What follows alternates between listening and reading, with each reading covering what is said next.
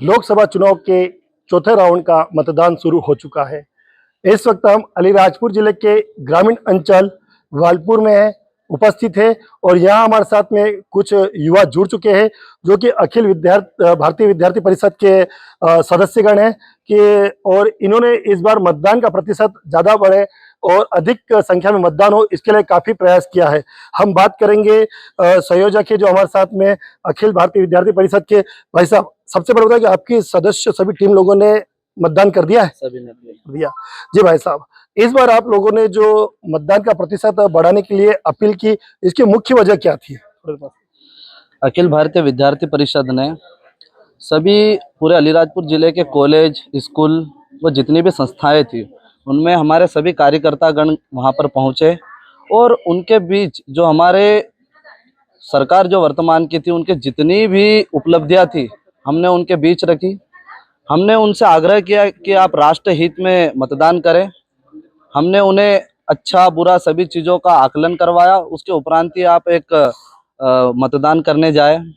जैसे कि हम देखते हैं कि मध्य प्रदेश में शिक्षा जो हम मेडिकल की देखते थे तो कहीं ना कहीं वो हमेशा से अंग्रेजी में ही होती थी, लेकिन मैं वर्तमान की सरकार को धन्यवाद देना चाहता हूं कि वो हिंदी भाषा में उस पढ़ाई को लेकर के आए। तो ऐसे अनेकों मुद्दे रहे, जैसे समाज के मुद्दे रहे तो हमारे राम मंदिर के मुद्दे रहे, या जैसे हम अभी वर्तमान में देखते हैं कि हमारे आसपास में रोडों का काम काफ़ी कम दिखता था हमें। हमारा ये जो एक आदिवासी अंचल है यहाँ पे हर हमारा व्यक्ति पढ़ा लिखा नहीं है, जिसके कारण वो अपने मुद्दे नहीं उठा सकता था। लेकिन वर्तमान की सरकार ने गांव में जा करके आप अगर अभी देखें तो एक छोटे से छोटे फलिये में तक रोड बन चुके हैं। तो कहीं ना कहीं ये एक अच्छी सरकार की नीति दिखती है हमें। तो ऐसा इन सभी मुद्दों के बीच में हम युवाओं के बीच गए। हमने स्कूल कॉलेज व समाज में भी जाकर के हमने ये मुद्दे रखे तो काफ़ी बदलाव दिखा हमें। और काफ़ी जो इस बार नए युवा थे उन्होंने हमें आश्वासन भी किया कि हम राष्ट्रहित में मतदान करेंगे और 100% करेंगे। जो नई सरकार है, मोदी सरकार तीसरी बार रिपीट हो सकती है। यदि मोदी सरकार पुनः आती है तो आपकी प्रमुख मांग क्या रहेगी इस मोदी सरकार से, अगर आती है तो?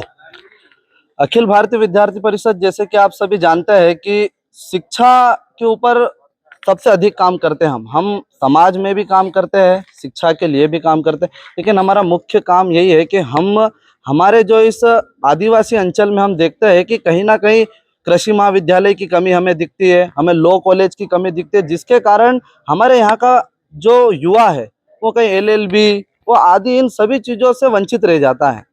आज हम देखते हैं कि कृषि महाविद्यालय नहीं होने के कारण एक नई खेती नहीं कर पाता है। तो हम इन मांगों के साथ में सरकार के पास जाएंगे और उन्हें कहेंगे कि ये इस प्रकार की चीज़ें हमें उपलब्ध करवाए हमारे इस जिले के लिए। यदि मान लो कि कांग्रेस सरकार अगर आ जाती है तो आपकी विभिन्न मांगे पूर्ण होगी क्या? बिल्कुल, हम मांग तो करेंगे। हम वो करना नहीं करना वो तो अब सरकार के ऊपर है। ठीक है। लगातार देखने में आ रहा कि मोदी सरकार के द्वारा युवाओं को रोजगार उपलब्ध नहीं कराए जा रहे हैं। आप भी युवा हो, अखिल भारतीय विद्यार्थी परिषद के संगठन में कार्य कर रहे हो, तो आपने रोजगार के लिए आवाज कभी क्यों नहीं उठाई? बिल्कुल आवाज उठाई है। जैसे कि आप देखते हैं अभी मोदी सरकार में हमने देखे कि अनेकों प्रकार के योजनाएं हैं। जैसे अभी हमने कुछ समय पहले एक प्रधानमंत्री मुद्रा योजना देखा हमने, हमारे काफ़ी युवाओं को समझाया भी कि आप उसका लाभ लीजिए। वो कम से कम 4 या 5 लाख रुपए का लोन देते हैं युवाओं को। तो ऐसी अगर आप गूगल पे या अन्य चीज़ों पे सर्च करेंगे या फिर हमारी जो योजनाएं हैं उनके बारे में आप जानेंगे तो बिल्कुल काफ़ी योजना है, युवाओं को एक बार उस बारे में देखना चाहिए। लगातार इस अलीराजपुर झाबुआ क्षेत्र में पलायन हो रहा है, निमाड़ क्षेत्र में पूरी तरह से। ये पलायन रोकने के लिए आप आवाज उठाओगे सरकार से कि इस क्षेत्र में रोजगार उपलब्ध कराया जाए तो ताकि पलायन ना हो? लगभग 40 से 50% जो जनसंख्या है वो पलायन कर जाती है। जी बिल्कुल, आवाज़ उठानी भी चाहिए और विद्यार्थी परिषद आपका संगठन उठाएगा आवाज? जी बिल्कुल उठाता है, हमेशा उठाया है। जैसे मैं अभी आपको बताता हूँ, कुछ समय पहले की बात है, अखिल भारतीय विद्यार्थी परिषद के कार्यकर्ताओं ने एक मुद्दा उठाया था कि पिछले वर्ष जो विधानसभा चुनाव हो रहे थे उसमें कुछ प्रतिशत कम हुए। उसका मुख्य कारण था पलायन।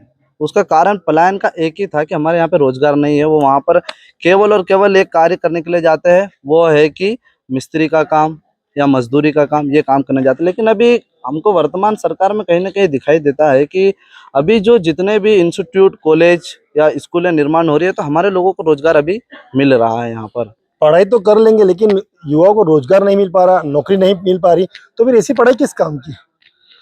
पढ़ाई का उद्देश्य केवल नौकरी पाना ही होना ठीक नहीं है। उनको अपने जो हमारे जैसे हम हमारे पूर्वजों को देखते थे, हमारे माता पिता को देखते थे, किसी के पिताजी नौकरी लग गए, ठीक है, लेकिन किसी के पिताजी आज कहीं ना कहीं एक उद्योगपति भी है, कहीं ना कहीं उद्योगों में लगे भी है। जैसे एक दुकान खोली है उन्होंने, चाहे वो ठंडे की दुकान हो या किसी नाश्ते की दुकान हो।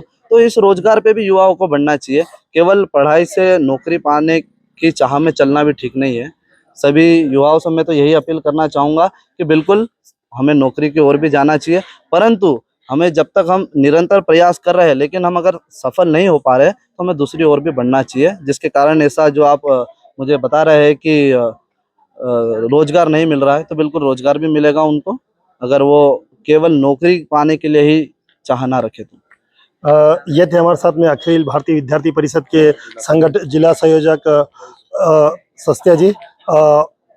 इन्होंने बताया कि किस प्रकार से यह लगातार अपनी मांगे उठाते आ रहे हैं और आगामी दिनों में भी यह मांगे उठाएंगे यदि इनकी मांग पूरी नहीं हुई तो। राकेश चौहान, अलीराजपुर।